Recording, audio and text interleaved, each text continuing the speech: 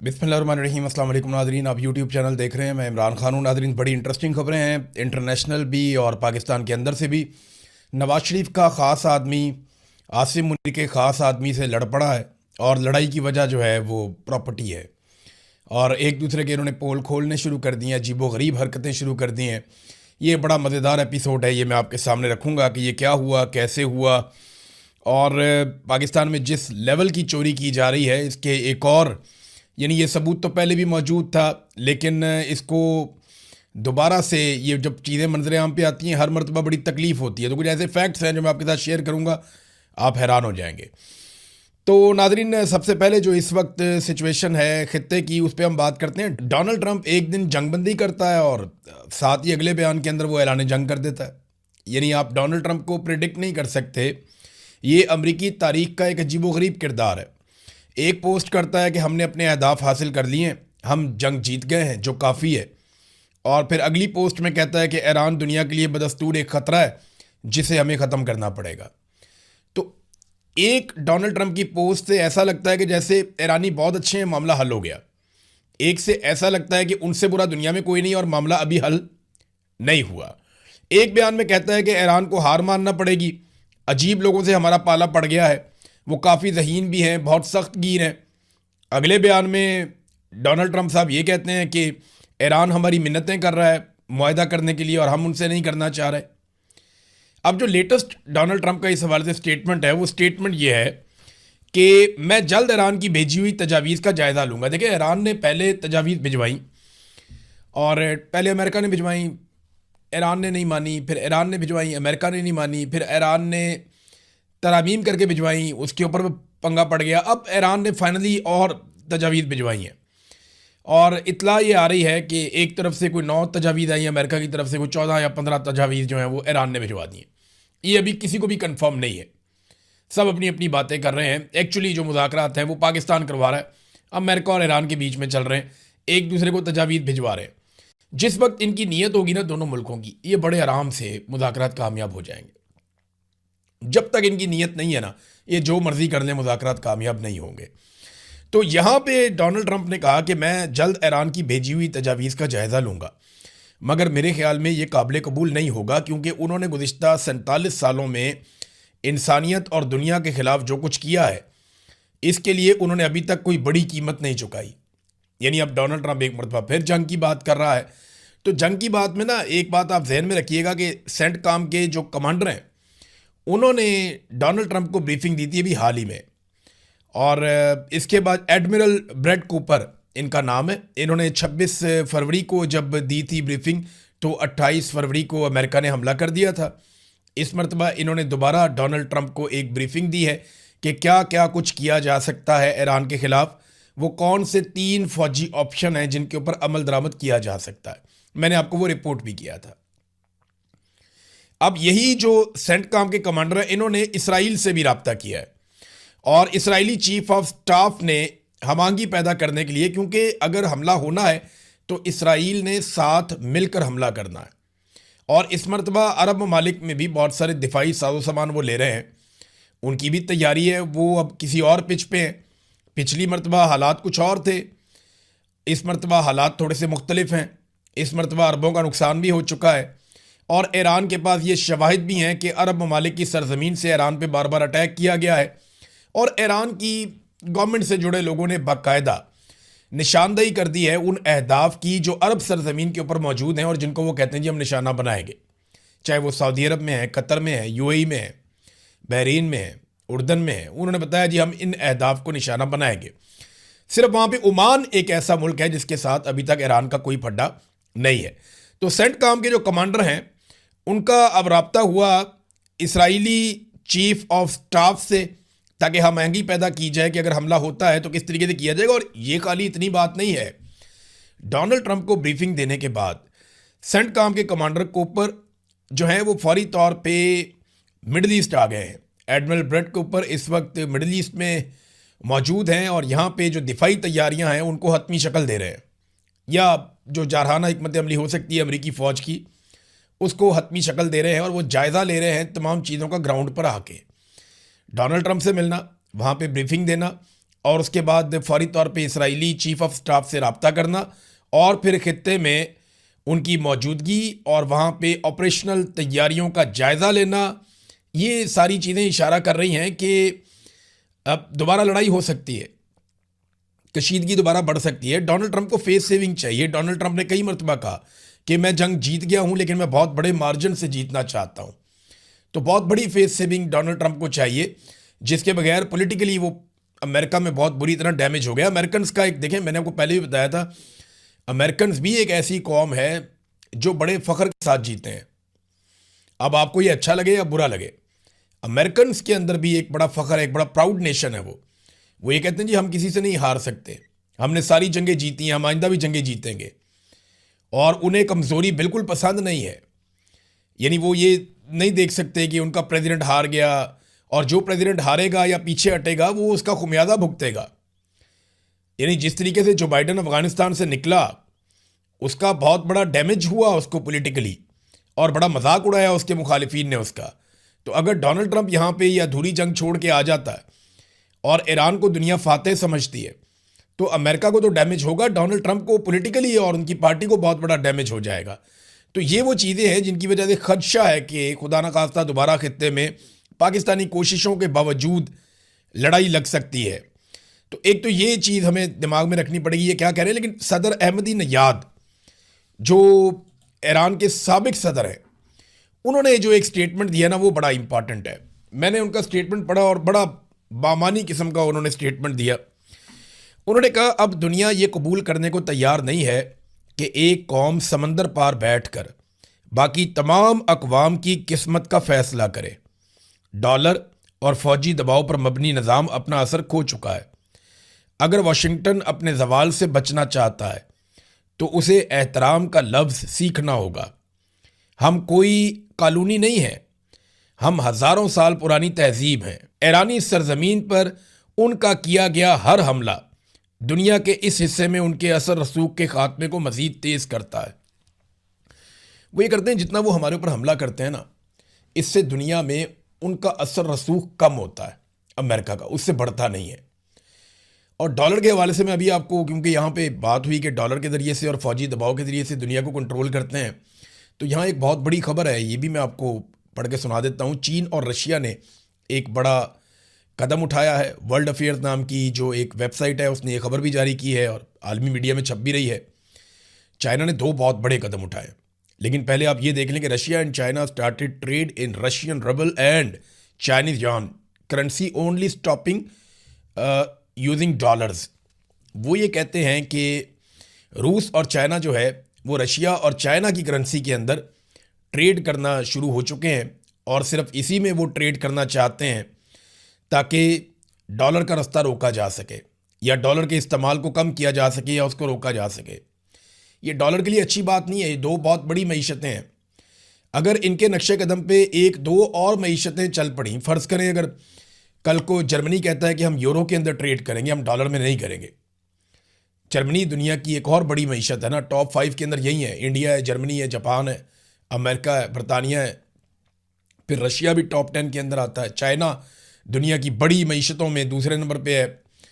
तो अगर ये ममालिक जो है ये कह देते हैं कि हम अपनी अपनी करेंसी के अंदर ट्रेड करेंगे, और इंडिया जैसा एक बड़ा मुल्क भी ये कहता है कल को कि हम डॉलर में ट्रेड नहीं कर रहे, जिस मुल्क के साथ कर रहे हैं हम दूसरी करेंसीज में देख सकते हैं, तो अमेरिका के लिए बहुत बड़ा इशू हो जाएगा।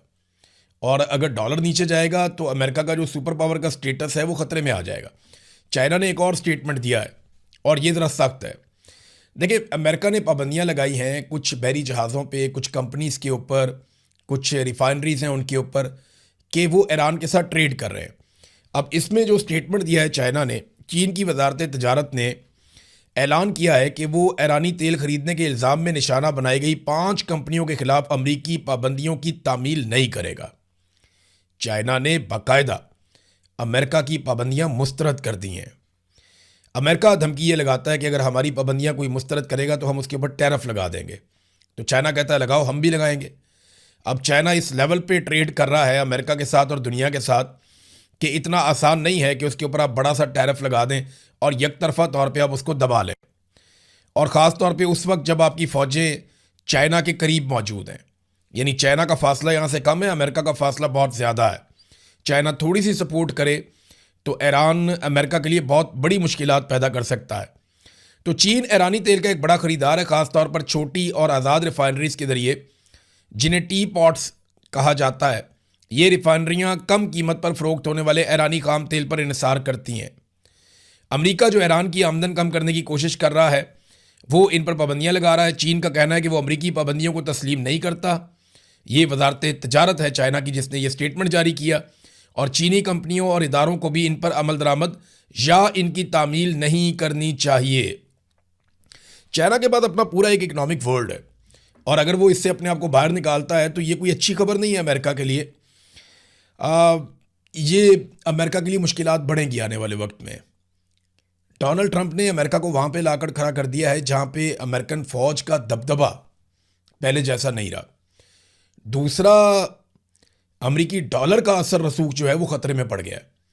फ़ौजी दबदबा ख़त्म और डॉलर का असर रसूख अगर पीछे चला गया तो अमेरिका दुनिया की इकॉनमी को कंट्रोल करने की वो सलाहियत खो देगा जो उसके पास गुज़िश्ता कई दहाइयों से है, और ये एक अलार्मिंग चीज़ है। डोनाल्ड ट्रंप इसे कैसे कंट्रोल करते हैं इसके बारे में कुछ कह नहीं सकते, लेकिन डोनाल्ड ट्रंप के जो स्टेटमेंट्स हैं वो बड़े अजीबोगरीब आ रहे हैं। एक तो डोनाल्ड ट्रंप ने स्टेटमेंट दिया कि उन्होंने अपनी नेवी की कार्रवाइयों को बहरी कज़ाकी करार दे दिया कि हम बहरी कज़ाकों की तरह काम कर रहे हैं। अब ईरान के जो तर्जुमान है वजारत खारजा के, वो कहते हैं ये स्लिप ऑफ टंग नहीं है, ये डोनाल्ड ट्रंप के मुंह से सच्चाइयाँ निकल रही हैं कि अमेरिकन नेवी वाकई में इस खित्ते में बहरी कज़ाकों का काम कर रही है, लूट मार का काम कर रही है, जो उन्हें नहीं करना चाहिए। फिर एक और स्टेटमेंट जो डोनाल्ड ट्रंप ने दिया, ये देखें आप, हम उनको नोबेल इनाम देना चाहते हैं अमन का। हम कहते हैं जी आप सेवियर ऑफ द वर्ल्ड हैं, आप साउथ एशिया के सेवियर हैं, हम आपको सल्यूट पेश करते हैं। शहबाज शरीफ साहब ने जूते चमका के रख दिए हैं, फील्ड मार्शल ने उनको पता नहीं क्या क्या सुना दिया है। इधर डोनाल्ड ट्रंप की बात सुने, अमेरिका बहुत जल्द क्यूबा का कंट्रोल संभाल सकता है, बहरी बेड़ा तैनात करेंगे क्यूबा के बाहर, ये डोनाल्ड ट्रंप ने कहा। उन्होंने कहा जी ईरान से फारिग होकर जब हमारे बहरी बेड़े वापस आएंगे, ये हम क्यूबा के साहिलों पे खड़े करेंगे, और एक बड़ा तैयारा बरदार जहाज़ क्यूबा के साहिल के करीब तैनात किया जा सकता है। और उन्होंने कहा जी वो सरेंडर करेंगे, इसके इम्कानात हैं। क्यूबा खुद ही हथियार डालने पर मजबूर हो जाएगा और अमेरिका इस मुल्क का कंट्रोल संभाल लेगा। ये सब बहुत जल्द मुमकिन है। यानी आप अंदाज़ा करें कि इस दुनिया में एक अक़वाम मुत्तहिदा भी है, दुनिया में बहुत बड़ी तादाद में ममालिक भी हैं, लेकिन पाकिस्तान ने एक ऐसे शख्स को चुना जो एक के बाद एक जंग शुरू कर रहा है, एक के बाद एक मुल्क में मुदाखलत कर रहा है। यानी ये जितने हज़ारों लोग कत्ल हुए, मासूम बच्चियाँ कत्ल हुई, यूनिवर्सिटीज़ के ऊपर, तालीमी इदारों पे अटैक हुए, अस्पतालों पे अटैक हुए, जो कुछ गज़ा में हुआ, बोर्ड ऑफ पीस बनने के बाद जो कुछ हुआ, क्या शहबाज शरीफ को अभी भी, आपकी राय क्या है इसमें, आप ये बताइए कि क्या शहबाज शरीफ को अभी भी डोनाल्ड ट्रंप को अमन का नोबेल इनाम जो नामजद किया है उस नामजदगी को बरकरार रखना चाहिए, या वो नामजदगी वापस ले लेनी चाहिए इन इकदामात के बाद? ख़ास तौर पे जब वो ईरान के साथ वो धमकी देते हैं कि हम सिविलाइजेशन ख़त्म कर देंगे। जब डोनाल्ड ट्रंप ये कहते हैं कि सिविलाइजेशन ख़त्म कर देंगे या पूरा मुल्क तबाह कर देंगे, उड़ा देंगे, तो इसका मतलब क्या है? जब वो ये कहते हैं कि हम क्यूबा का कंट्रोल संभाल लेंगे, जब वो एक मुल्क के सदर को उठाकर ले जाते हैं मदूरो को और अपने मुल्क में ले जाकर उसको बंद कर देते हैं, तो ये बहुत अजीब चीज़ें हैं जो दुनिया विटनेस कर रही है। अब आ जाए ज़रा पाकिस्तान के अंदर नाज़रीन, नवाज शरीफ के ख़ास आदमी अफसार आलम और आसिम मुनीर के ख़ास आदमी मोहसिन नकवी, इनके बीच में एक मामला ठन गया। वजह क्या बनी? अफसार आलम साहब का ये जो बहुत बड़ी एक बिल्डिंग नहीं थी कॉन्स्टिट्यूशन एवेन्यू पे, बिल्डिंग नंबर 1, यहाँ पे पहले होटल बनाना था, बाद में उन्होंने जी फ्लैट बना के बेच दिए।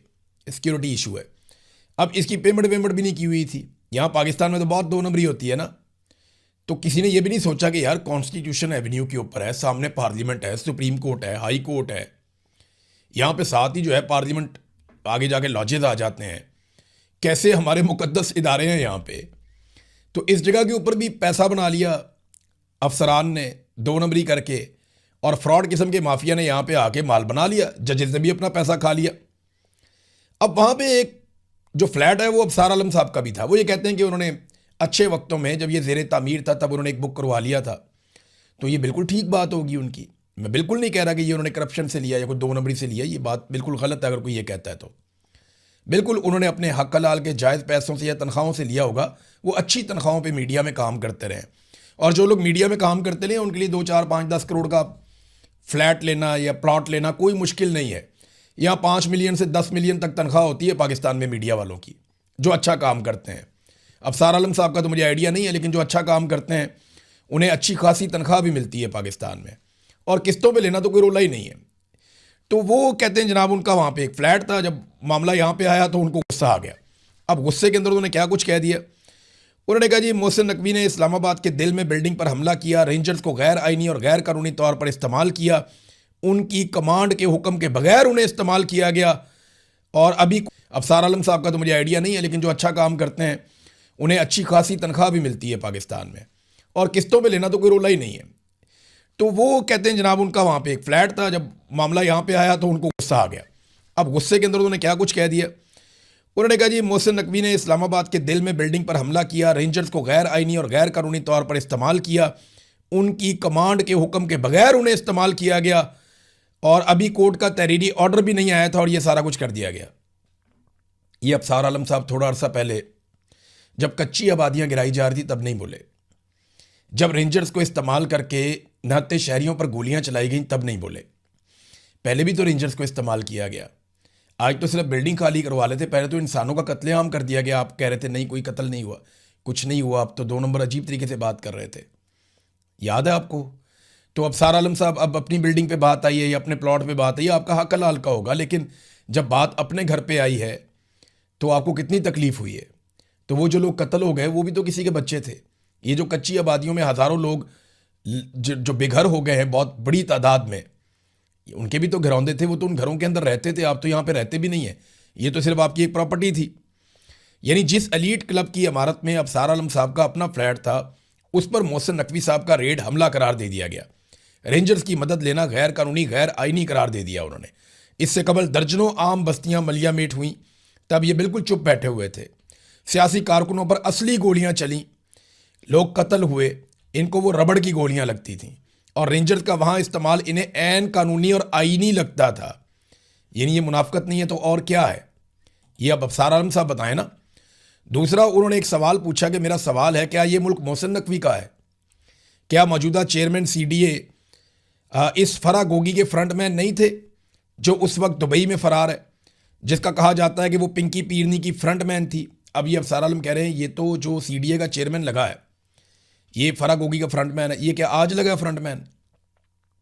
एक दिन पहले आपने ये स्टोरी क्यों नहीं की? यानी जब तक मोहसिन नकवी की हुकूमत ने अफसार आलम के फ्लैट पे हाथ नहीं डाला, तब तक अफसार आलम साहब को ये CDA का चेयरमैन गलत नहीं लगा, तब तक ये CDA का चेयरमैन अफसार आलम को फरा गोगी का फ्रंटमैन नहीं लगा, तब तक अफसार आलम को रेंजर्स के इस्तेमाल पे किसी किस्म का एतराज़ नहीं हुआ, तब तक अफसार आलम को इस्लामाबाद में होने वाले कच्ची आबादियों के ऊपर हमलों पे किसी किस्म का कोई एतराज़ नहीं हुआ। यानी मौजूदा चेयरमैन CDA ने इससे पहले मरियम नवाज के साथ 2 साल काम किया। तो जितनी देर ये पंजाब में काम करता रहा सेक्रेटरी कम्युनिकेशन एंड वर्क्स पे, जब तक ये पंजाब हुकूमत के साथ काम करता रहा, यानी 4 साल गुजर गए ना, फरा गोगी वाली एपिसोड ख़त्म हुए, तो ये कहीं ना कहीं तो काम कर रहा था और इसी हुकूमत के साथ काम कर रहा था। ये पंजाब हुकूमत में मरियम नवाज के साथ 2 साल काम करके आया, तो उस वक्त अफसार आलम ने क्यों नहीं कहा कि ये फरा गोगी का फ्रंटमैन था? अब उन्हें क्यों याद आ गया? जब उनके अपने फ्लैट पे हाथ पड़ा तो उन्हें याद आ गया। आगे फरमाते हैं कि मेरे पास मुसद्दका खबर है कि मोहसिन नकवी ने इस्लामाबाद हाई कोर्ट के जजेस को पैगाम पहुंचाया कि बड़े साहब पिंडी वाले ये चाहते हैं कि 1 कॉन्स्टिट्यूशन अपार्टमेंट्स के खिलाफ कार्रवाई हो। यानी कितने आराम से उन्होंने बता दिया कि जजों को मोहसिन नकवी मैनेज कर लेता है, और मोहसिन नकवी पैगाम लेकर जाता है जजों के पास, किसका? रावलपिंडी से बड़े साहब का। बड़े साहब बोलें तो आसिम मुनीर साहब। अब अफसार आलम साहब पाकिस्तान में उनको प्रॉब्लम होती है ये बात करने में। वैसे भी अफसार आलम साहब नवाज शरीफ साहब के ख़ास आदमी हैं, नवाज शरीफ साहब इक़्तिदार में हैं तो वो सोचेंगे नाम लेते हुए, लेकिन बड़े साहब वो आसिम मुनीर साहब को ही कहते हैं कि मेरे पास, उन्होंने कहा जी मेरे पास मुसद्दका खबर है, पक्की खबर दे रहे हैं कि हाई कोर्ट के जजों को मोहसिन नकवी कंट्रोल करता है आसिम मुनीर के कहने के ऊपर, और गुमराह करता है, उन्हें यह बताता है कि कॉन्स्टिट्यूशन अपार्टमेंट्स के खिलाफ कार्रवाई करनी है, बड़े साहब चाहते हैं। हम कितने अरसे से कह रहे हैं कि अदालतों को मिलिट्री एस्टेब्लिशमेंट कंट्रोल कर रही है, कोई मानता नहीं था। यही अफसार आलम वगैरह भी नहीं मानते थे। आज वो अपने मुंह से कह रहे हैं। क्यों कह रहे हैं? फ्लैट अपना आ गया ना, सिर्फ इस वजह से। फिर उन्होंने कहा मेरा एक सवाल है, क्या ये मोहसिन नकवी का मुल्क है?